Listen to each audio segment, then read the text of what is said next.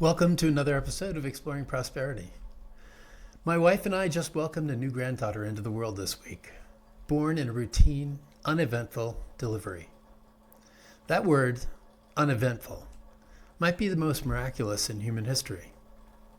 For thousands of years, childbirth was anything but routine. Every birth carried mortal risk for both mother and child. Today, we barely notice how extraordinary it is that something once so dangerous has become ordinary. Few statistics tell the story of human progress more clearly than infant mortality, the share of babies who die before their first birthday. It's one of the purest measures of human flourishing because it reflects everything we've learned about nutrition, sanitation, clean water, and prenatal care. For most of human history, those losses were woven into the fabric of life, so common that whole communities were shaped by grief and lowered expectations of survival. Every drop in that rate is more than a medical success. It's a restoration of something deeper, the chance for joy to replace sorrow and for societies to build on hope instead of endurance. And as those numbers fell, civilization itself advanced. In 1800, nearly half of all children in the world died before the age of 5.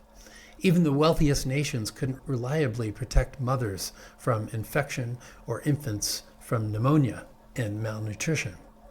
By 1900, the odds were only slightly better. Then came the breakthroughs: germ therapy, antiseptics, vaccines, antibiotics, and public health systems. Within a century, infant mortality in the developed world dropped more than 90%. Globally, it's now under 4%. In the United States, it's about 5 deaths per 1,000 births, 0.5%. This progress is recent enough that our grandparents still lived in a world where childbirth carried real danger, and loss was never far from home. In 1900, nearly every American baby was born in the home. By 1940, about half of U.S. births took place in hospitals. By 1969, almost all did. That shift coincided with antiseptics, anesthesia, blood transfusion, and neonatal intensive care, the moment when childbirth became dramatically safer. In fact, our system became so safe that a small but rising number of mothers today are choosing out-of-hospital births, not out of distrust, but out of confidence. They're seeking comfort, control, and a more personal experience made possible only because modern medicine has reduced the risks so profoundly.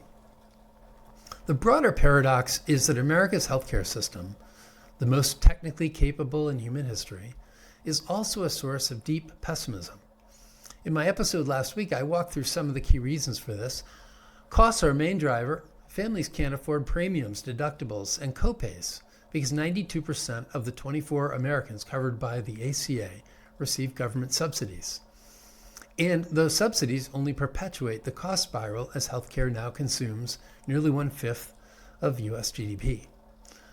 We've all received outrageous invoices for routine lab tests or short procedures priced in the thousands of dollars, charges that bear little relation to the real cost of the service. Medical debt remains a leading cause of bankruptcy. High prices for procedures and drugs force millions to forego or postpone treatment. Access is uneven. Roughly 26 million Americans still lack insurance, while wait times for appointments stretch into weeks and the quality of outcomes still varies across regions and hospital systems. Underneath these problems lies a deeper dysfunction: how our third-party payer system has evolved. Originally, it helped contain costs with modest premiums, low deductibles, and strong catastrophic coverage. But over time, it's removed nearly all price discovery from healthcare, enabling unchecked inflation and institutional bloat. For healthy contributors, the benefit is undetectable. The system, once a buffer, now leaves both patients and providers exhausted, one by cost, the other by constraint. Meanwhile, doctors, nurses, and frontline health professionals find themselves underpaid, overworked, and buried in bureaucracy. This is the paradox of progress. The better we get at something, the higher our expectations rise. Relative to only 2 generations ago, we have the luxury of worrying about the cost of care rather than the odds of survival. We resent delays in paperwork even as outcomes remain historically extraordinary. That's not to say these problems aren't very serious and shouldn't be addressed, and somehow may be solved. But holding my granddaughter for the first time, with calm professionals nearby and quiet monitors in the background, I wasn't thinking about history or medical progress. I was just thinking about how beautiful she was and how lucky I am to have such love close at hand. That sense of quiet gratitude may be the truest sign of how miraculous the ordinary has become. Thanks for tuning in, and until next time, take care. This show is being brought to you by our sponsor, Trueflation. Professional investors and economists and probably any casual observers know that government inflation statistics are only an approximation of what real inflation is. Not only that, but the government has a conflict of interest because high inflation can be so damaging to the economy, the deficit, and our $36 trillion in debt. Trueflation collects over 80 million pricing data points. Most are updated daily to reveal inflation with precision for asset managers, governments, companies, and the general public. Check them out at trueflation.com. We're proud to be sponsored by Foundation. They've created Passport, one of the top-rated Bitcoin hardware wallets, proudly made in the USA. It's fully open source and air-gapped, meaning your Bitcoin stays completely offline and secure. The shocking Bybit exchange hack shows why holding some Bitcoin offline diversifies risk. Now they're launching Passport Prime, your all-in-one solution for not only Bitcoin, but all passwords and 2FA security.